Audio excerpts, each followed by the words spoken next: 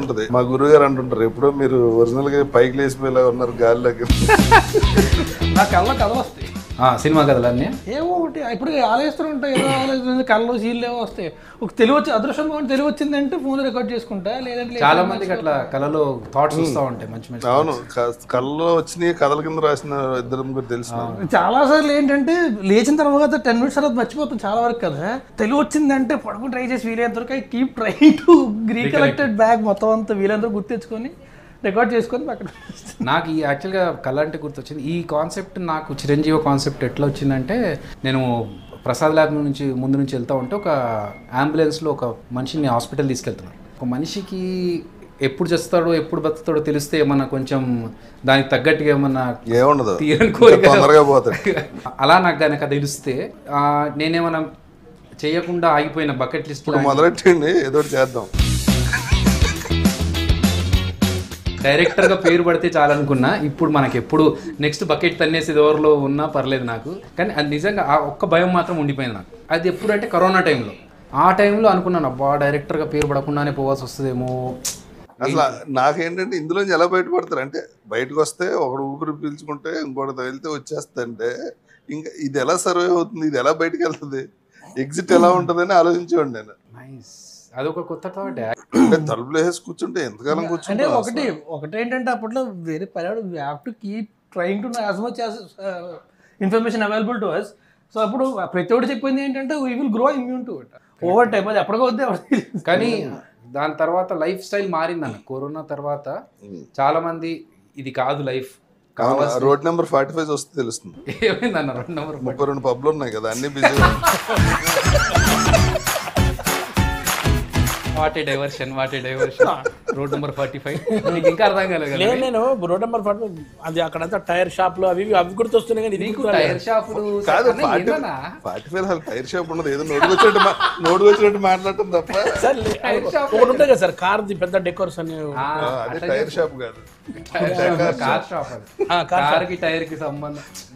Tyre కార్కే ఉంటాయి కదా నాకు. అట్లా నువ్వు ఎవరి పక్కన కూర్చున్నావు చూసుకుని. నేను అందుకే మాట్లాడలేకపోతున్నాను, భయం అవుతుంది నాకు అప్పటి నుంచి. నిజంగా సార్, నేను చిన్నప్పటి నుంచి సార్ చిన్నప్పటి నుంచి అంట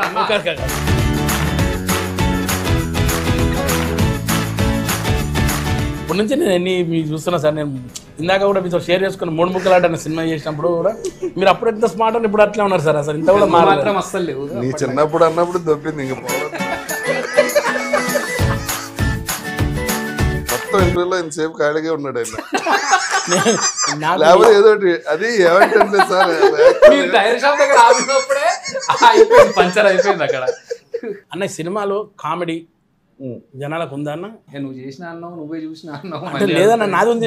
నవ్వొచ్చింది అన్నారు సార్, నాది నాకు నిజంగా నవ్వు వచ్చింది సార్. ఆ రోజు డబ్బింగ్ చెప్పుకోలే బయటకు వచ్చాను సార్ నేను. మాకు కదా రావాలి సార్. సార్ ప్లీజ్ నా కోసం నవ్వండి సార్. ఇన్నేళ్ళ నువ్వు నవ్వుతే మళ్ళీ ఆయన నేను నవ్వు చేయకుండా ఎంత నవ్వుతున్నాను అన్న అంటే ఖచ్చితంగా మీరు సినిమా ఇద్దరు ఏదో వేసుకున్నారు జోక్. వాళ్ళిద్దరు కళ్ళతో మాట్లాడుకొని ఏదో జోక్ వేసుకున్నారు నీ మీద. పోనీ మీరు ఆ సీన్ చేసినప్పుడు మీకు వచ్చిందా? మీకు వస్తుందిలేదు అన్న. మనది రాజమండ్రి అక్కడే గోదావరి జిల్లా భీమవరం. అందరికి చిన్నప్పుడు ఏదైనా స్కూల్ ఉంటుందా అన్న? ట్రైనింగ్ వాటర్ ఉంటుంది, వాటరా? Super. What was the day? ఈ రోజు షూటింగ్ ప్రాపర్గా అయిపోతుంది చాలరా బాబు, మిగతా అంతా మేనేజ్ చేసుకున్నాం. ఇవాళ మాత్రం సూపర్. ఎవ్రీడే 6 o'clock అనిపిస్తుంది. అంటే ఒక నిమిషం 6:30 దాటితే ఖాళీ సీట్ కదా, ప్రొడ్యూసర్ ఎదురుగుండా నుంచి కూర్చుని ఇలా అంటుంటే ఏదో రకంగా ఇది అయిపోతే బాగుండ్రా బాగుంటుంది. ఆ సిచ్యువేషన్ రాలేదన్న. అంటే 6:30 లోపు అన్ని 6:30 లోపు ఫినిష్ చేసాము. ఒక్కరోజు మాత్రం ఆ రోజు నేను ఉన్నా. ఈ రోజు ఈ పూట గడిస్తే చాలరా బాబు, షూటింగ్ క్లియర్గా అయిపోతే చాలా అనుకున్నది మనం కంటైనర్ యాడ్ చేస్తున్నప్పుడు కుకట్పల్లి దగ్గర. ఆ రోజు అన్న ఫుల్ వర్షం ఉందని ఫోర్కాస్ట్. ఈ రోజు భారీ వర్షాలు ఉన్నాయన్నారు.